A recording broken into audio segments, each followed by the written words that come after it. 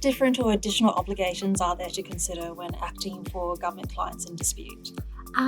As an Australian lawyer who primarily acts for Australian government entities, we have to help our clients navigate through complex legal frameworks and obligations that are designed to uphold accountability and integrity in public administration.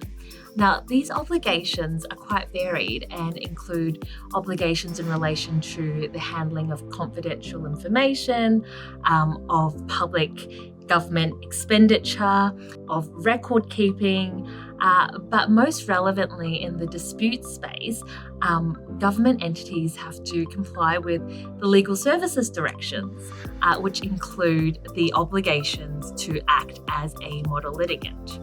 So what does it mean to act as a model litigant? From my experience, the term model litigant is often misused.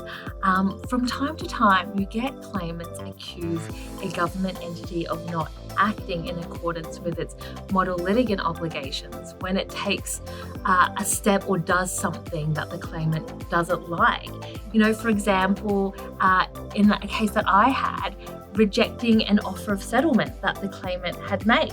Of course, being a model litigant means that there is an obligation to act fairly and honestly and with integrity, but it doesn't mean that the government entity cannot take all appropriate steps to protect their interests and defend its position. So what requirements must government entities comply with to act in accordance with the model litigant obligations?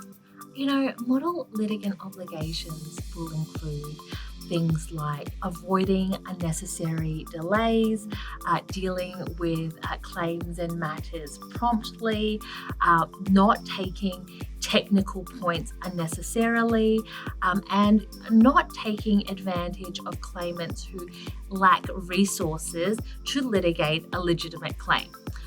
In addition to that, government entities are required to assess prospects of matters early and try to resolve legitimate claims and consider whether matters can be resolved before it is litigated.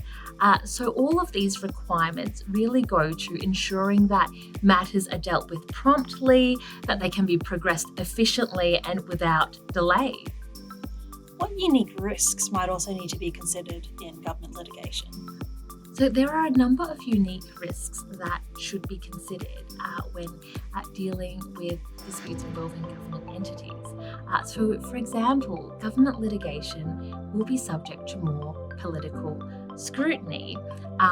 It might get heightened attention not only from the courts and the public, but potentially also the media and Parliament.